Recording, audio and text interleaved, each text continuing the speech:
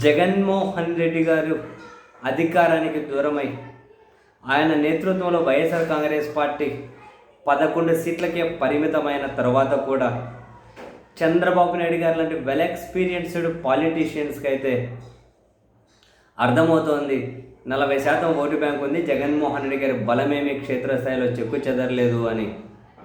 So అందుకని ఆయన జగన్మోహన్ రెడ్డి గారిని టార్గెట్గా చేసుకొని, వాళ్ళ పార్టీని టార్గెట్గా చేసుకొని రకరకాల రాజకీయాలు అయితే చేయడానికి చేసుకుంటూ ముందుకెళ్తూ ఉన్నారు. కేసుల మరో రకంగానా ఏ ఆ పార్టీలో నాయకులను బయటకు తీసుకురావడమా, ఏదో విధంగా తన రాజకీయ ప్రత్యర్థిని నిర్మూలించాలనుకుంటారు, నిర్వీర్యం చేయాలనుకుంటారు. కాబట్టి ఆయన పని చేస్తూ వెళ్ళొచ్చు. అయినా కూడా జగన్ గారిని అంత ఈజీగా బలహీనం చేయడం సాధ్యం కాదు అన్న సంగతి కూడా డెఫినెట్లీ చంద్రబాబు సార్కి తెలిసే ఉంటుంది.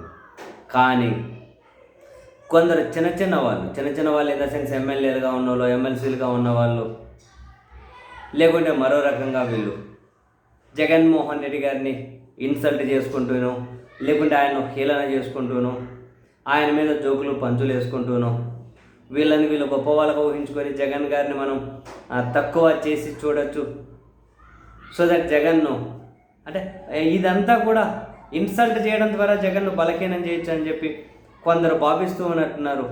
అందులో భాగంగా సాంస్కృతిక కార్యక్రమాల పేరుతో కొందరు ఎకిలి చేష్టలైన, లేదు మీడియా ఛానళ్ళ పేరుతో కొన్ని పార్టీ ఛానల్స్లో స్టూడియోలలో కూర్చొని కొందరు చేసే విపరీతమైన వ్యాఖ్యలైన, ఇవన్నీ జగన్ గారిని తగ్గించేవైనా కనుక కార్నర్ చేసి బలహీనం చేయొచ్చు అని చెప్పి వాళ్ళు ఆలోచించడమే. అటువంటివి ఎప్పటికీ సాధ్యం కాకపోవచ్చు. మరికొందరు అదిగో గాల్లో మేడలు కడుతూ ఉంటారు. అలా గాల్లో మేడలు కట్టే లిస్టులో ఈరోజు చాలా విజయవంతంగా చేరారు ఆయన సోము వీర్రాజు గారు అని చెప్పి బీజేపీ ఎమ్మెల్సీ. జగన్మోహన్ రెడ్డి గారి ఓటు బ్యాంకును 20% తీసుకొస్తారట. జగన్మోహన్ రెడ్డి గారు వైఎస్ఆర్ కాంగ్రెస్ పార్టీని ఖాళీ చేస్తారట.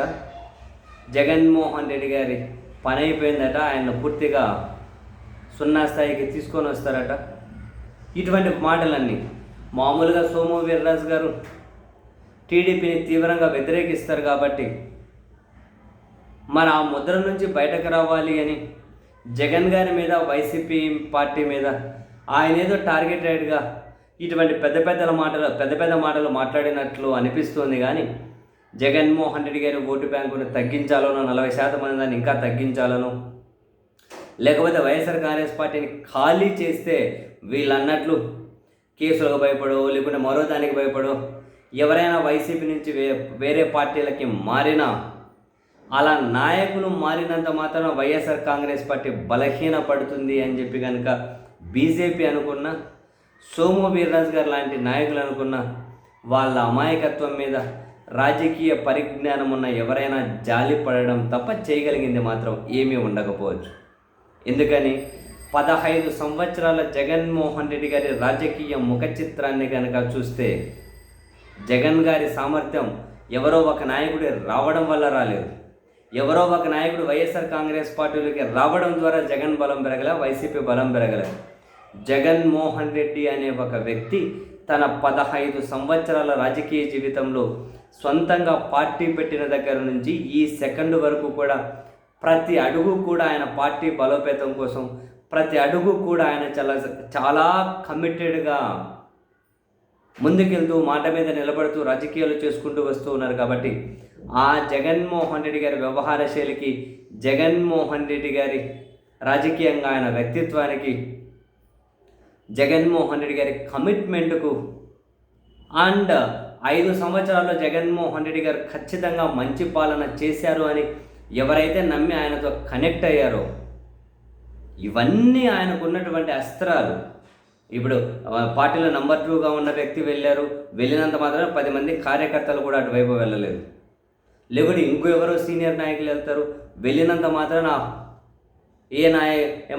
ఏ కార్యకర్త కూడా అటువైపు వెళ్ళరు.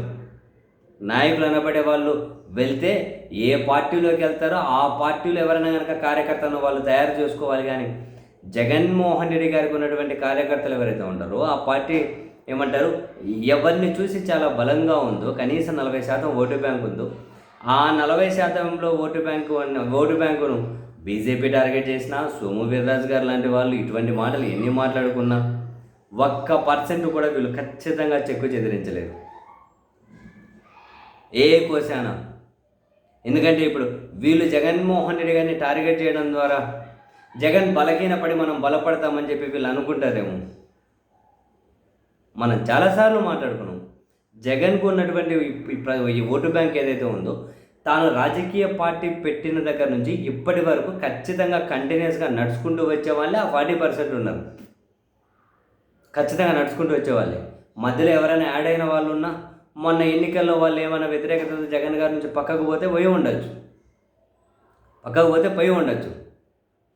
బీజేపీ టార్గెట్ చేస్తాను, టీడీపీ టార్గెట్ చేస్తాను, వైసీపీలో ఉన్న నాయకులను వీళ్ళు బెదిరించి వీళ్ళ పార్టీలోకి తీసుకుంటేనో జగన్మోహన్ రెడ్డి గారు బలహీనపడతారు అని అంటే అలా ఆలోచించే వాళ్ళ మనస్తత్వాలు బలహీన మనస్తత్వాలు అనుకోవాల్సి ఉంటుంది. కానీ రాజకీయంగా అలా ఎవరిన నాయకులను బయటకు తీసుకొచ్చేసి జగన్ మీద యుద్ధం చేద్దాం, జగన్ను మీద పై చేసి సాధిద్దామని చెప్పి వీళ్ళు అనుకుంటే అది ఎప్పటికీ సాధ్యం కాదు.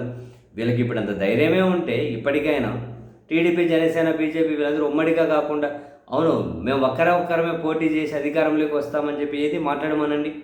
జగన్ ఓటు బ్యాంకును 20%కి తెచ్చగలిగే ఈ తోపులు ఎవరైనా సరే, లేదా వైసీపీని ఖాళీ చేస్తామని చెప్పగలిగే ఈ తోపులు ఎవరైనా సరే ఇది ఒక మాట చెప్పమని చెప్పండి. అవును మేము ఒంటరిగానే పోటీ చేసి మా సత్తా ఏంటో చూపెడతాము అని. 3 పార్టీలు కలిసి పోటీ చేసినా కూడా వచ్చే ఎన్నికల్లో కనుక జగన్ గారికి ఉన్నటువంటి బలానికి ప్రభుత్వ వ్యతిరేకత కనుక తోడైతే వ్యతిరేక ఓటు మళ్ళీ జగన్ను కూడా ఎదుర్కోలేము అని చెప్పి భయంలో నుండే వీళ్ళు ఇటువంటి సినిమా డైలాగులు వల్లే వేస్తూ ఉన్నారు. సో దట్ జగన్ నిజంగానే బలహీనమవుతుండేమో, నిజంగానే జగన్ తనని ఏమన్నా కనుక సగానికి తగ్గించగలుగుతారేమో వైసీపీ బలాన్ని అని ఎవరైనా జనం ఆలోచించే విధంగా ఇటువంటి వాళ్ళు ఏమైనా ఒక ట్రాప్ వేసుకుంటూ వెళ్ళాలేమో.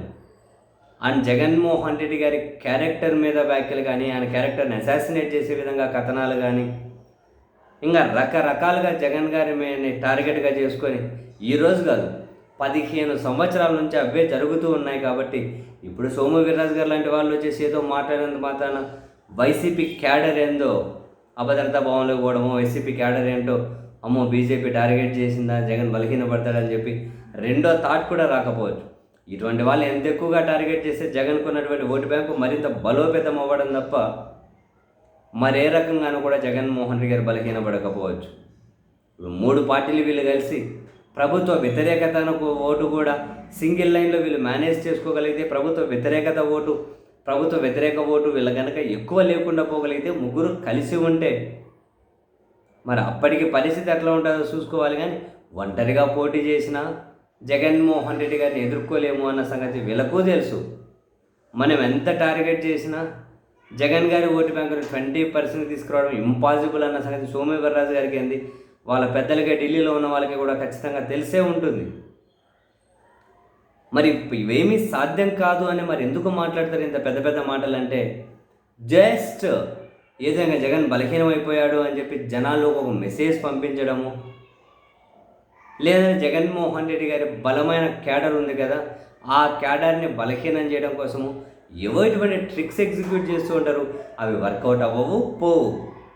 జగన్ను వీళ్ళు బలహీనం చేయడం ఇంపాసిబుల్. ఇంకా జగనే బలహీన పడిపోతే అంటే ఆయన ఇంకేమన్నా కనుక తెలిసి మరీ కొన్ని ఏమైనా నిర్ణయాలు తీసుకుంటే అట్లేమన్నా రాజకీయంగా కాస్త డ్యామేజ్ జరుగుతుందేమో. కానీ ఇటువంటి వాళ్ళు జగన్ను బలహీనం చేస్తారు, వైసీపీని ఖాళీ చేస్తారు, 20%కి తగ్గిస్తారు ఓటు బ్యాంక్ అంటే నవ్వుకోవడానికి, ఎంటర్టైన్మెంట్కి పనికొస్తాయి అంతే ఆ స్టేట్మెంట్లు.